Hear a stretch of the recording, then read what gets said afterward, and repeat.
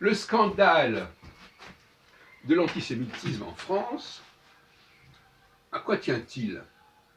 Bon, d'abord, premièrement, effectivement, qu'est-ce que c'est que l'antisémitisme? Alors là, de ce côté-là, on peut dire qu'il y a un nombre infini d'antisémitisme, et certaines personnes qui croient ne pas être antisémites le sont. Et d'ailleurs, il est même difficile de ne pas être antisémite parce que, de toute façon, les gens ne sont pas conscients des enjeux théologiques qui sont derrière, ou ils ne veulent pas en être conscients. Par exemple, dire que les juifs sont des citoyens comme les autres, c'est une forme d'antisémitisme. Mais qui sont ceux qui disent cela? C'est les juifs eux-mêmes, parfois. Donc dans ce sens-là, à mon point de vue en tout cas, les juifs sont antisémites quand ils disent que finalement, il n'y a pas de raison, nous sommes comme les autres, etc. Eh bien, c'est une négation de la spécificité, de la distinction, dans tous les sens du terme, de l'être juif. Alors, ça conduit les juifs d'ailleurs qui ont ce profil, n'est-ce pas, assimilationniste, égalitariste, qui croient être la solution. Quand on est égalitariste, quand on dit que tous les juifs, que tout le monde est pareil, les juifs y compris, on croit qu'on n'est pas antisémite. Ben moi je dis qu'on est antisémite. Bon, je pourrais vous donner une liste absolument extraordinaire de formes d'antisémitisme. La seule façon de ne pas être antisémite, c'est de dire les juifs ont un rôle majeur à jouer dans la société.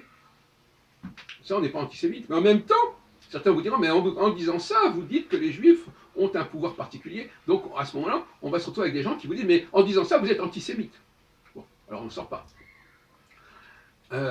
Alors, le fait d'être juif assimilationniste, ça conduit à une forme de gauchisme, quelque part.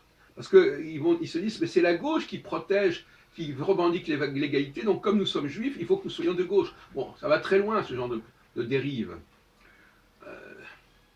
Alors, le scandale de l'antisémitisme, c'est pas la même chose que d'autres formes de racisme.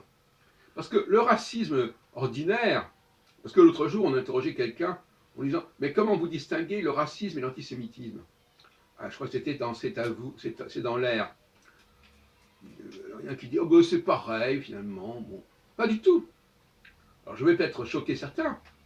Le racisme ordinaire, c'est un racisme qui relève de l'horizontalité.